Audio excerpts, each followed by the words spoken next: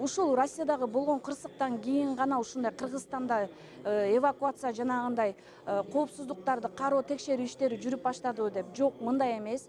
Негизи өзүңүздөргө маалым болсо керек, ар бир ишканада, мындай ири соода борборлорунда гана эмес, жанагындай бала бакчада, мектепте, окуу жайларында, ошондой эле мамлекеттик ишканалар керек болсо, жанагы жеке ишканаларда дагы ушундай машыгуу иштери сөзсүз түрдө жүрүп турат.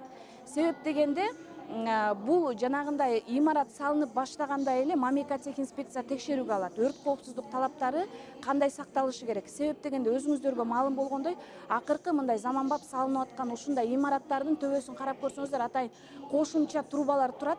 Бул трубалар деген жанагындай өрт чыгып кеткенде түтүндү сыртка соруп чыга турган кошумча трубалар.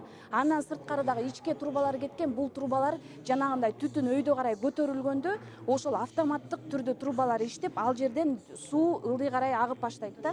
Ооба, бул кошумча жанагы өрттү өчүрүү ыкмаларынын кошумча негизи орнотулган приборлор.